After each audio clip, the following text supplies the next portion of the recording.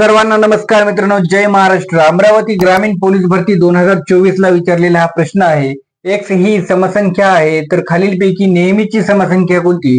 समजा मित्रांनो बघा, एक्स ही समसंख्या आहे. मग एक्स बरोबर समजा आपण जर 2 ठेवलं तर या ठिकाणी एक्सच्या जागी 2 ठेवले तर 2चा वर्ग अधिक 3 बरोबर किती येतील?